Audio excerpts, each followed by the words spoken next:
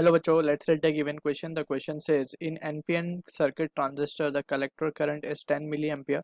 If 80% electrons emitted reach the collector, then option A the emitter current will be 7.5 milliampere, option B the emitter current will be 12.5 milliampere, option C the base current will be 3.5 milliampere, option D the base current will be 2.5 milliampere. So about the transistor we need to first understand the basic construction of it. So इसमें तीन चीजें होती हैं, emitter, base and collector, right. जब हम बात करते हैं एमिटर की, सो एमिटर हैवीली डोप्ड होता है, या हम इसे लिखें हाईली डोप्ड, ठीक है। और ये बेस जो होता है it is very lightly doped, ठीक। और कलेक्टर जो होता है मॉडरेटली डोप्ड होता है, डोपिंग इसमें मॉडरेट होती है, ठीक। ऑल्सो जो साइज होता है, साइज में emitter is of moderate size. These are few important point that we need to remember. Moderate size, और ये जो होता है thin in size होता है, very much thin. अभी हम जब बनाएंगे इसको तो क्लियर समझ में आ जाएगा ये।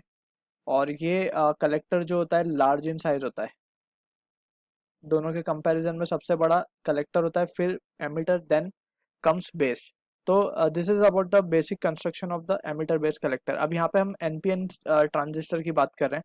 सो वी नीड टू रिमेंबर कि इसका जो सर्किट सिंबल है, basically we write draw it as to be, ये बेस होता है, दिस इज द बेस, ये एमिटर, और ये हम मानते हैं कलेक्टर, ठीक है. सो दो तरीके के ट्रांजिस्टर है हमारे पास, एनपीएन और पीएनपी. तो जब हम बात करते हैं पीएनपी की, सो पीएनपी ट्रांजिस्टर में वी कैन सी कि emitter current always flows from P to N type. तो ये हमें ध्यान रखना है कि पी से एन की तरफ करंट फ्लो होगा. So P is emitter, base is N type, and again collector is on P side, ठीक है.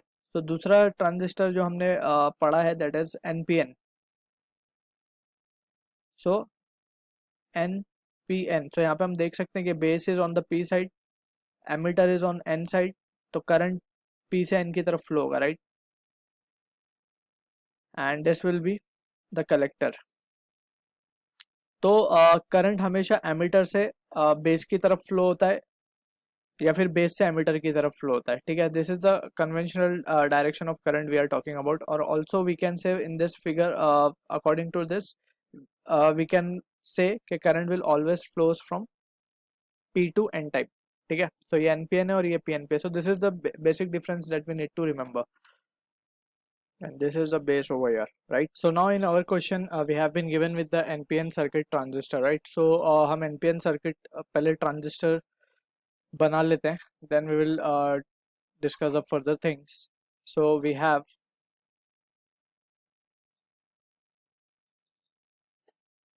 जैसे हमने डिस्कस किया, एमिटर इज हैवीली डोप्ड और मॉडरेट इन साइज, एंड जो बेस है वो थिन होता है, and it is lightly doped, and collector is comparatively heavily, यानी कि इसका साइज जो है काफ़ी बड़ा होता है compare to emitter and base, ठीक.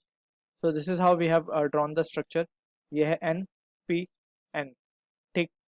अब वी नो के एन साइड में इट इज हैवीली डोप्ड क्योंकि एमिटर साइड है, this is base side, and this is collector side. Emitter is heavily doped, और हैवीली डोप्ड मीन्स यहाँ पे number of electrons will be very much high, ठीक है. And in general practice हम क्या करते हैं, we keep emitter and base to be forward biased, right. Forward bias का मतलब है negative potential to the negative terminal to the N side of the semiconductor, right, and positive terminal to the p side. So this is how we keep the potentials of the terminal, right. और हम collector base junction को forward reverse bias रखते हैं. So reverse bias का मतलब है यहाँ पे पॉजिटिव साइड आ जाएगा on the N side and negative side to the base, ठीक है. सो इस तरीके का combination we usually keep for an efficient working of this transistor, right.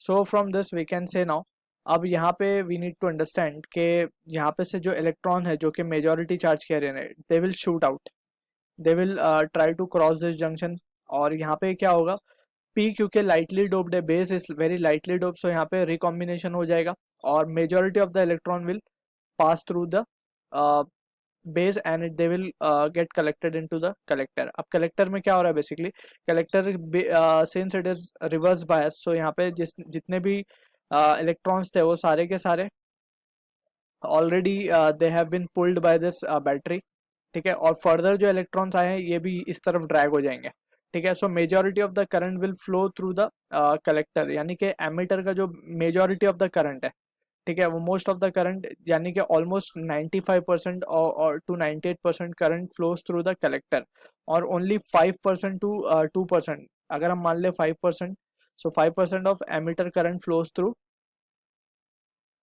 the base, and almost 95% to 98% current flows through the collector, यानी कि जितना भी emitter से करंट आ रहा है, so we can write emitter current is will be nothing but a combination of base current plus collector current. इसमें we can also write sometime emitter current is approximately equals to the collector current. क्यों? क्योंकि base current में बहुत कम portion of the current is going, and also we can say यहाँ पे जो biasing का जो कंडीशन थी यहाँ पे, फॉरवर्ड बायस कंडीशन किसने पूरी की है basically, that we need to be clear with. यहाँ पे बेस जो है, बेस की मदद से we have done the biasing over here, हमने एमिटर बेस को फॉरवर्ड बायस रखा है और बेस कलेक्टर को हमने रिवर्स बायस रखा है, that thing we need to be cap, वो चीज़ हमें क्लियर होनी चाहिए दिमाग में, ठीक है।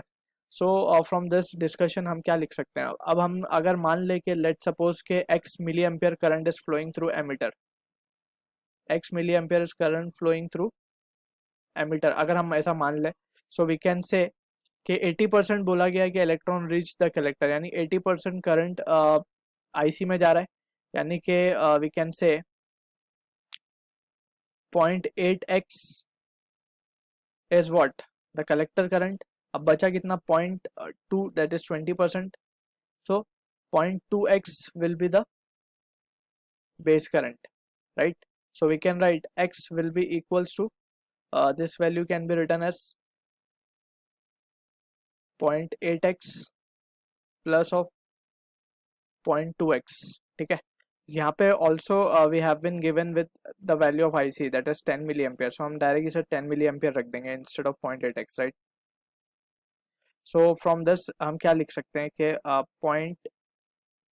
0.1 minus 0.2 will be 0.8x will be equals to 10, so x की वैल्यू हमारे पास आ जाएगी, that comes out to be 12.5 milliampere, यानी कि 12.5 मिली एम्पियर करंट एमिटर से आ रहा था, सो एमिटर करंट इज 12.5, एंड हमें बेस करंट अगर निकालना हो, सो बेस करंट की क्या वैल्यू थी, 0.2 of x, so I B comes out to be, इसे हम आई ई कह देते हैं, so IB comes out to be 0.2 of 12.5, that comes out to be 2.5 milliampere. So this is the answer to the question. Also we can say option D भी हमारा correct answer होगा. So I hope you understood the solution. All the best.